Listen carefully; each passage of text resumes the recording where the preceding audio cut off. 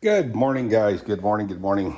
It is the 25th of June, 2025, and it's 9 o'clock. Oh, I kind of been sloughing off a little bit.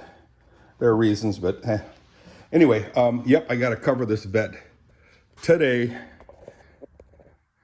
I had it at the show Saturday. Anyway, let's let the horses out. We did get some rain. It was forced. Hi, kitty. How you doing, sweetie? Move over, sunshine. There you go. It was forecasted to rain. It's Wednesday. It was forecasted to rain. I want to say Tuesday, Wednesday, Thursday, Friday, Saturday, Sunday, Monday. But it rained just a little bit yesterday, last night. Not much. When I mowed this grass earlier this week, I kind of muttered to myself that, hey, I needed some rain, and I got it. So no complaints.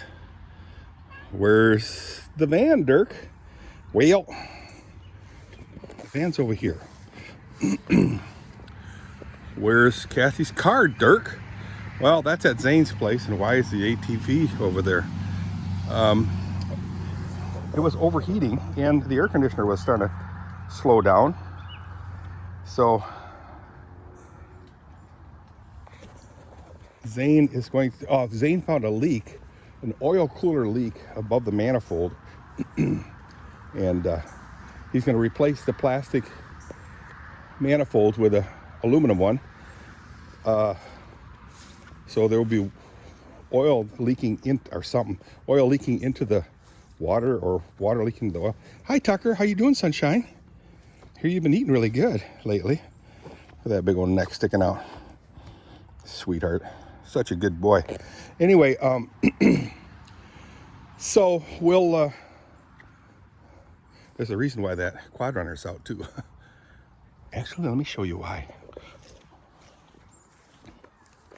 It's supposed to be in here, but today will be the last time it's been out. This is the second day. Oi, oi, oi. Here comes the cat.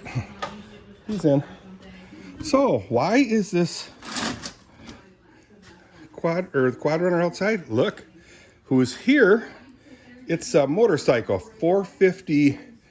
I thought it was Yamaha, but it's not. It's a Ibex 450. See that? So this bike is owned by this guy right here, RiverStyx Outdoors, Tommy, and he's from Ocala, Florida, and he's on a 10,000 mile ride. Are you kidding me? Whoa. So he's 3,500 miles into it, and he's taking a break here at the Haaf residence. Well, actually, the Haaf Township area above Byron Center. So happy to have him in town. So he'll be here one more night in Byron Center, and then I think he's heading to Hudsonville, and then heading north to the UP, I believe. This is, I don't know, UP, and then across, maybe into Canada, and then into, man, you can hear all the rain, the wetness dropping off the leaves, hitting the other leaves. Yeah, I'll be right there, sweetie. That poor turtle's just watching me, listening. Yeah, I'll be right there, hon. I gotta let the horses out, leave the stalls, do the chores. Anyway, and then heading all the way to California, zigzagging throughout all the states. I'm curious how many states you'll be in. Wow. I can't see me doing it, man. My body says, no. Ooh, the water's gone too. So let's get the cats fed. I'll be right there, sweets. Check the lens is okay. I need new lenses on this camera, guys. Why you say that? Well, because I have kind of like a haze coming off from videos. Anyway, I had a good time with Thomas, RiverStyx fame. We went to, I call him Ringo, but it's Kyle. Kyle's place in Hudsonville. Met up with him, Maria,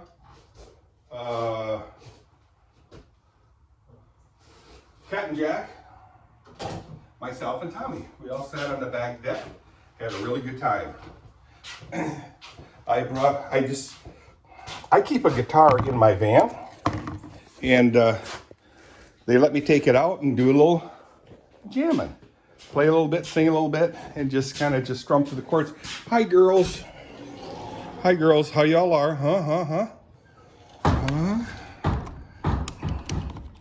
So, like I said, I had a really good time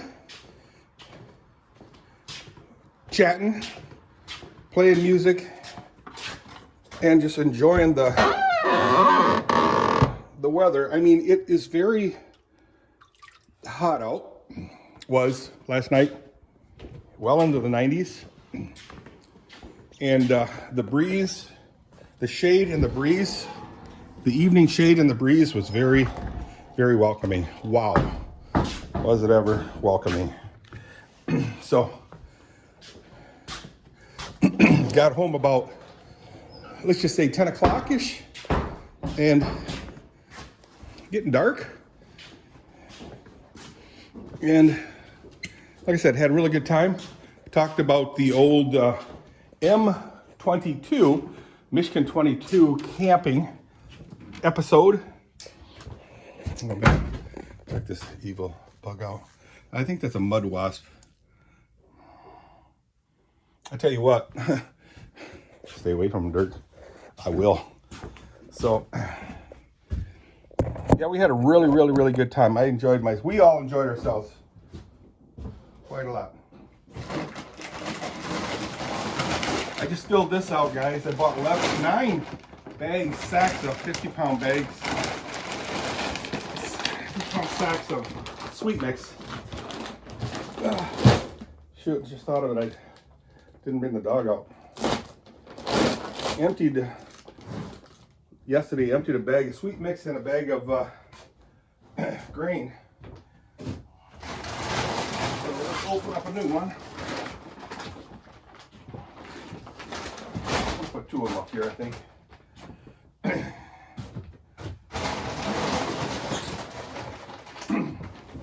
Hope you guys are having a good day. My day is going okay. Not feeling 100%. Here you go, whining again. Yes, sir. I am whining again. I just feel real stiff.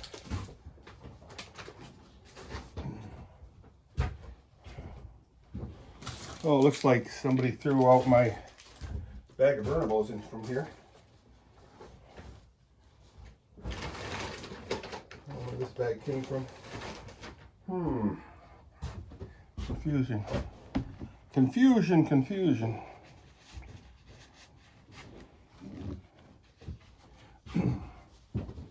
So let's get some grain out there.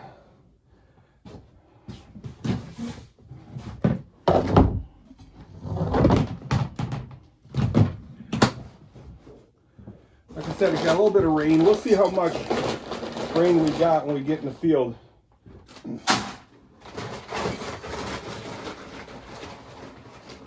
We got the buckets. Man, you can smell the molasses in the grain.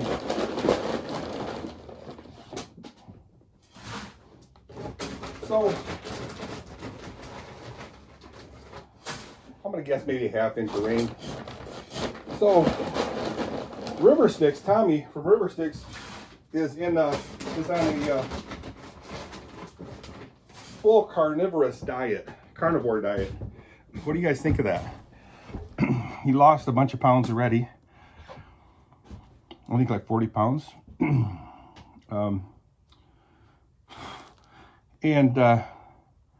I've been kind of watching some of the videos on the carnivore diet. And the bad thing is, if you start the carnivore diet, you better stick with it. stick with it. Don't ever stray from it. Because the stories I've been hearing from doctors and some of the people that do it, when you stray, your body just goes into some kind of weird contortion of withdrawals. Oh, you're such pretty girls. You girls are so pretty. And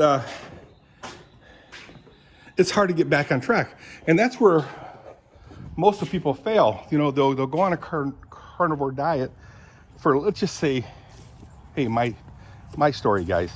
Let's say 3 or 4 weeks, 5 weeks, and then all of a sudden they start dabbling in some fiber, plant food, and their body just totally freaks out. Totally freaks out. Shoot, I keep forgetting to put the water in here. The hose. Oh man. I'll tell her to turn the hose on right now and tip this over and get that garbage out of there. And it goes in some kind of shock, and then they say, screw it, I ain't gonna do that again. They blame that on the diet itself instead of them failing to stay on it faithfully. And then they'll get off and stay off of it and forever condemn the diet. So anyway, if you're on it, I suggest you stay on it. And why I say that is because I know a guy, I don't know, but I know a persons who have been on the carnivore diet for years. And the guy's name is Dr. Peterson, Dr. B. Peterson, and his daughter. His daughter started doing it because she was basically dying. Her body was shutting down. So she had to, well, she had to have 2 new ankles. Yeah, see, it looks like only a small fraction, you know, like maybe an eighth of a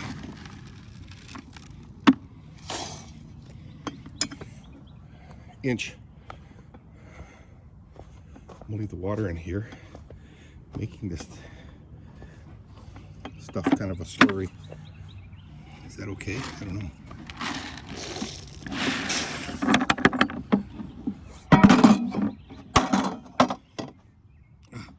And I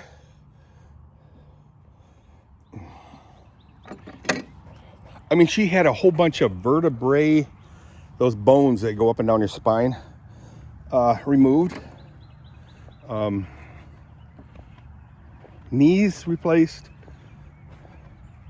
Wow, yeah, pretty much everything. I'm gonna ask Cassie to help me just bring that hose out. Tell me to go fly a kite, but she's 100%. So Jordan Peterson also had, the father, had some problems. So he has been on it for many, many years, and they're loving it. Their mainstay is beef. Beef. All they do is eat beef. Moo meat. And move this closer to here. Or was. And like I said, they're surviving and healing. So anyway, I got to get going because this video is getting too long. I'll talk about the fence later. I'll talk to you guys on the flip side, okay? See ya. Oh.